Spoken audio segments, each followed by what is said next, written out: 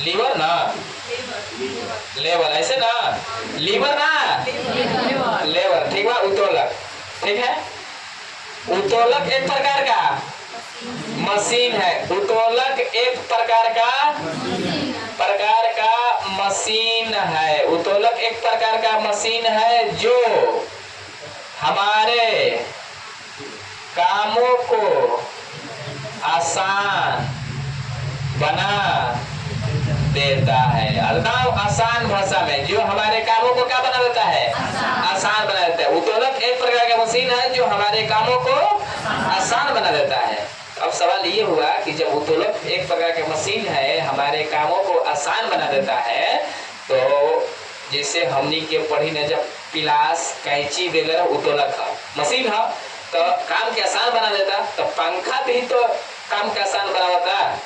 पंखा भी क्या करता है, काम के आसान बनाता। गर्मी लागत रहता, ठंडा ठंडा हो गई, दोनों उत्तोलक हो जाई नहीं, वो उत्तोलक नहीं होगा। हर मशीन उत्तोलक नहीं होगा, हर मशीन उत्तोलक नहीं होगा। कौन ट्रैक्टर मशीनें है उत्तोलक हो जाता, उत्तोलक ना हो। ट्रैक्टर भी अपने काम के आसान बना देगा। खेत जोता एक बार दिन भर में बैल से जोता, वो 1 घंटा 10 मिनट 20 मिनट में क्या हुई जोता जी। काम के आसान बनावता ना, तेकर मतलब वो उत्तोलक है, उत्तोलक ना हो। काहे ना हो, ओकरा पीछे कारण बा। कोई भी उत्तोलक होने के लिए 3 चीजें होनी चाहिए। क्या क्या होनी चाहिए भाई? F L E. एफ मतलब फलक्रम, फलक्रम को कहते हैं आलम्ब होना चाहिए। क्या होना चाहिए? आलम्ब होना चाहिए। उसके बाद में क्या होना चाहिए? भार, उन्हें लोड भाई, फलक्रम, फलक्रम आयकर मतलब हो गया लोड। आएगो का होगा कि चाहिए एफर्ट मतलब प्रयास ना, आयास। आयास, आयास कहे का मतलब एफर्ट। ये 3 गो चीज होकर में रहे के चाहिए। शॉर्टकट में याद रखिएगा F L E, F L E. मतलब वो मशीन में आलम्ब होना चाहिए, वो मशीन में भार होना चाहिए, और में आयास होना चाहिए। 3 पॉइंट होना चाहिए, तब जाकर वो क्या कहलाएगा? उत्तोलक। क्या कहलाएगा? उत्तोलक। अब ये सवाल हो सकता है कि सर ये पहचानेंगे कैसे भाई कि कौन आलम्ब है, कौन आयास है, कौन भार है? ये पहचाने की समस्या हो गई ना। एकदम आसान भाषा में समझना है। आलम्ब ओकरा के कहल जाई जहां पेच होई। पेच का रही, पेच लगा रहेगा, पेच लगा रहेगा, उसको क्या कहेंगे?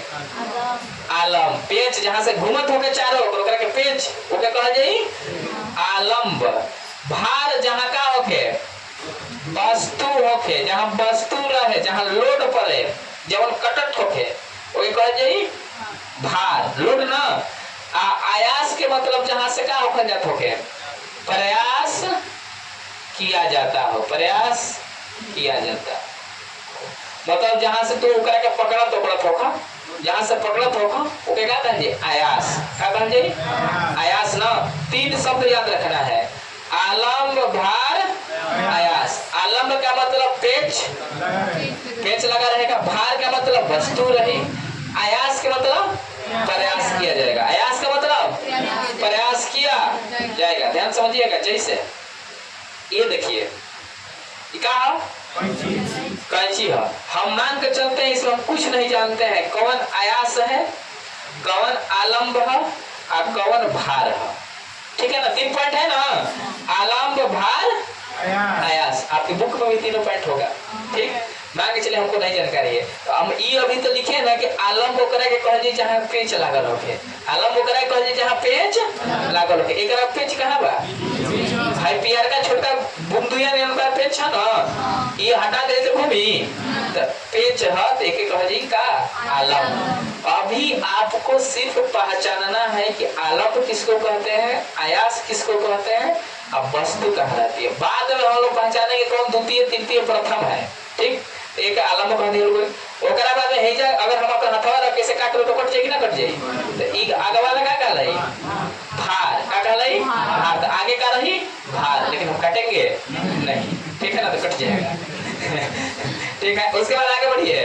हम अभी कहें आयास, क्या कहें आयास, मतलब जहाँ पकड़ल जाई तब दबावल जाई, प्रयास कर जाए, तो कोई वस्तु को काटने के लिए प्रयास कीजिए ना कर जाइए, तो ई वाला भाग क्या कहलाई आयास। तो आयास यहाँ होगा, आलम्ब यहाँ होगा। अब वस्तु कहाँ रहेगी यहाँ, आपको आगे पढ़ाया जाएगा कि जब जब आलम्ब बीच में रहे, जब आलम्ब बीच में, आलम्ब है ना, याद है आलम्ब मने पेंच, क्योंकि आगे भूल जाइएगा आलम्ब बने पेंच। तो आलम्ब बीच में रही तो कौन श्रेणी को उत्तोलक हुई भाई, ठीक।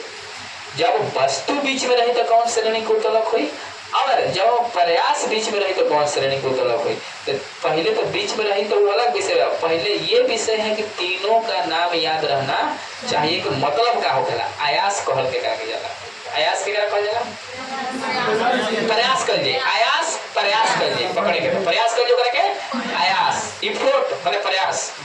आलम्ब जहाँ का रही पेंच रही। अब भार को समझ में आते हैं, कोई दिक्कत नहीं है, भार में कोई दिक्कत नहीं, दिक्कत आयास आलम्ब में होला।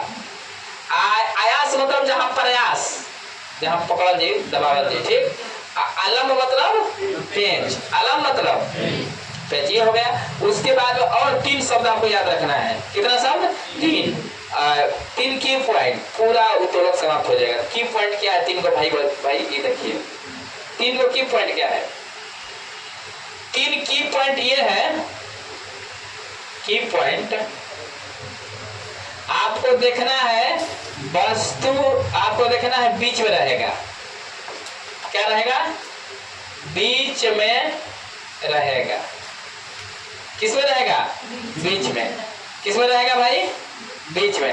अगर बीच में आलम्ब है, क्या है, आलम्ब बीच में है, तो कौन श्रेणी को उत्तोलक, प्रथम, प्रथम किस श्रेणी का, पहला। अगर वस्तु बीच में रही, दूसरा। अगर आयास बीच में लगी तो तीसरा। ये 3 पॉइंट आपको हर हाल में क्या रखना है, याद रखना है। बाकी कोई कहीं रहे उससे कोई मतलब नहीं है, खाली आपको 3 को याद रखना है। ये नहीं कि प्रथम श्रेणी को उत्तोलक, प्रथम श्रेणी के उत्तोलक में आपको बुक में लिखाया जाएगा कि आलम्ब बीच में रहेगा, आलम्ब ई बीच में रहेगा, उसके बाद में डब्ल्यू इधर रहेगा, ई इधर रहेगा, ऊ उधर रहेगा, पूरा लंबा परिभाषा खींच देगा। वो सब आप भूल जाइए, आप एक लाइन में खाली याद रखिएगा कि बीच में आलम्ब है कि नहीं, मतलब पेंच बीच में लागल बा कि नहीं लागल। अगर पेंच बीच में लागल हुई तो प्रथम श्रेणी के उत्तोलक हुई, ठीक। उसके बाद वस्तु अगर बीच में हुई तो दूसरा श्रेणी के उत्तोलक हुई। अगर आयास बीच में रही तो कौन श्रेणी को उत्तोलक रही, तीसरा। बाकी अन्य जो है 3 पॉइंट वो कहीं भी रहेगा, कोई मतलब नहीं बनता। और ये भी ध्यान रखिएगा, कोई भी उत्तोलक आएगा ये तीनों पॉइंट उसमें रहेगा, वस्तु रही, आलम्ब रही, आयास रही। लेकिन हम लोगों को सिर्फ बीच वाला में को देखना है, किसको देखना है, बीच में देखना है कि पहला श्रेणी के उत्तोलक हुई तो पेंच बीच में बाकी ना, दूसरा श्रेणी के उत्तोलक में, दूसरा श्रेणी को उत्तोलक में बीच में क्या रही, वस्तु। तीसरा श्रेणी को उत्तोलक में आयास बीच में रही ना, तीसरा श्रेणी को उत्तोलक में कौन बीच में रही, आयास। ये तीनों से पहचान जाइएगा ना। अगर आपको हम बतलाएंगे, कोई चीज दिखाएंगे जैसे एग्जाम्पल वगैरह, तो आप पहचान जाइएगा कौन किस्म का है। एग्जाम्पल देखिए, एग्जाम्पल देखते हैं, ध्यान समझिएगा। पहला एग्जाम्पल तो हम लोग इसी का ले लेते हैं, किसका, ध्यान देखिए, इसका एग्जाम्पल लेते हैं। ये क्या है, कैंची है ना। आपके बुक में देखिए कैंची किस श्रेणी को उत्तोलक में है, पहला ना।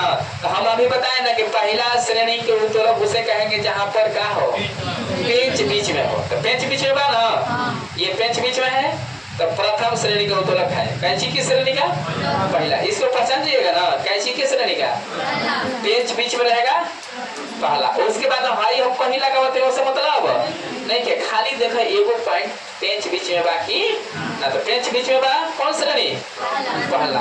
ओकरा बाद में दूसरा में बदल बने कि कहाँ वस्तु कहाँ होनी चाहिए, बीच में। वस्तु कहाँ होनी चाहिए, बीच में। आपने बुक में देखिए लिखा होगा नींबू निचोड़ने वाली मशीन, द्वितीय श्रेणी का उत्तोलक, बुक में लिखा है कहीं देखे तो, द्वितीय श्रेणी का उत्तोलक नींबू निचोड़ने वाली मशीन मिला। द्वितीय श्रेणी के उत्तोलक में नींबू निचोड़ने वाली मशीन मिला जी? नहीं मिला? मिल गया। ये लोगों को मिलवे ना किया? मिल गया ना? चलिए ध्यान देखिए, ये कौन सी मशीन है? नींबू निचोड़ने वाली। ये क्या है? मशरूम है?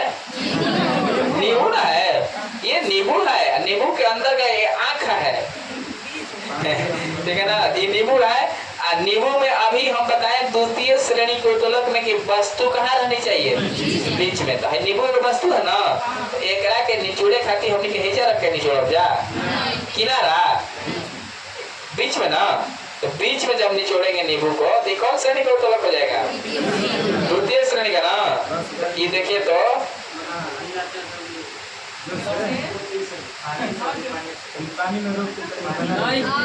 नहीं है क्या जी?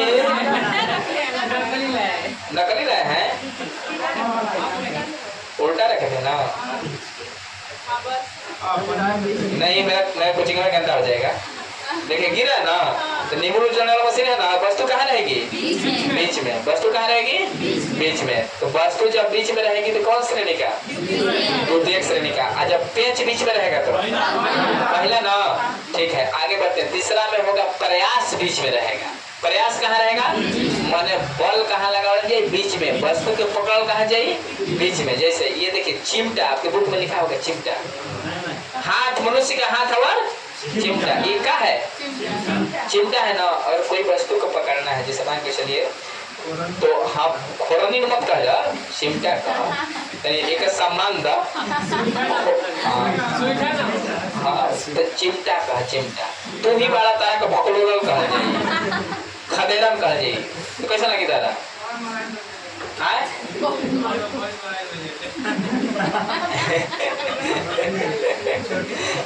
एक संबंध, ठीक है ना? जैसे गया बात है, गया जी, गया के गया जी। एक समय आई कि बक्सर के श्रीमती बक्सर, ठीक है ना?